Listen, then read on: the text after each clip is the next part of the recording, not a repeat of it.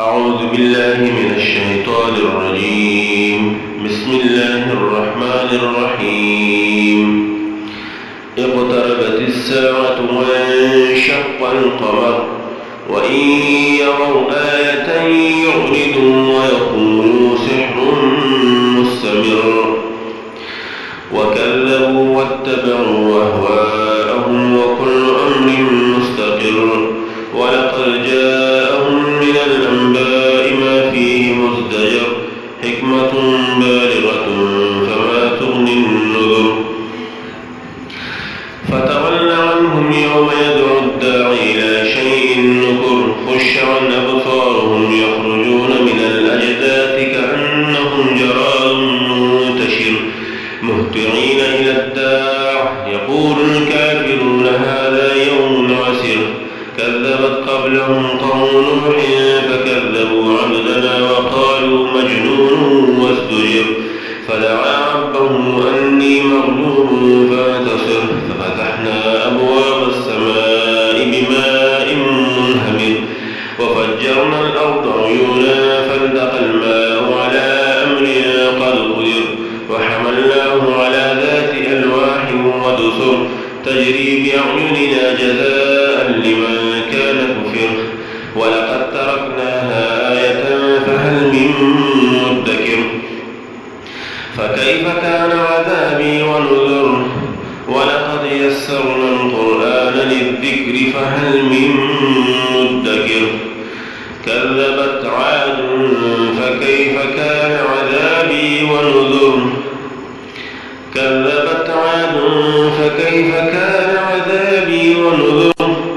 إنا أرسلنا عليهم ريحا صرصرا في يوم نحس مستمر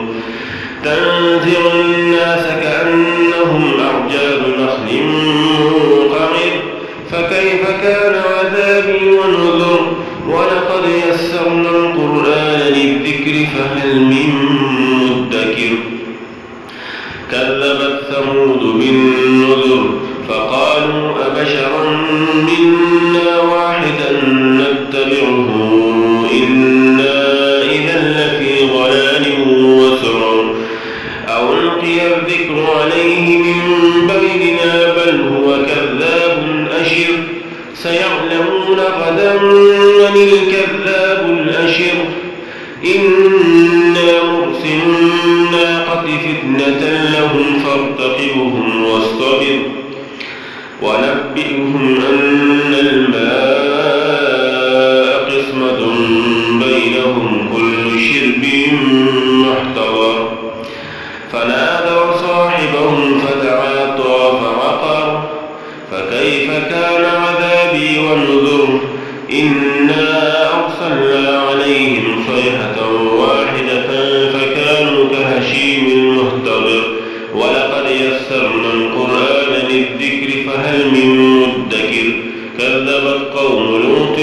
بالنذر إنا أرسلنا عليهم حاصبا إلا آل لوط نجيناهم بسحر نعمة من عندنا كذلك نجزي من شكر ولقد أنذرهم بطشتنا فتماروا بالنذر ولقد راودوه عن ضيفه فطمسنا أعينهم فذوقوا عذابي ونذر ولقد صبحهم بكرة عذاب مستقر فذوقوا عذابي ونذر ولقد يسرنا القرآن للذكر فهل من مدكر ولقد جاء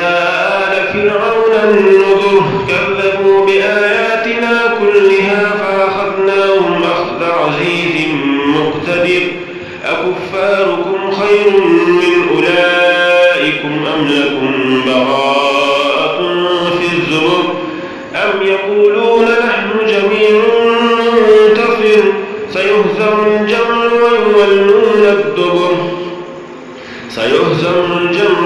ويولون الدبر بل الساعة موعدهم والساعة أدهى وأمر إن المجرمين في ضلال وسعر يوم يسحبون في النار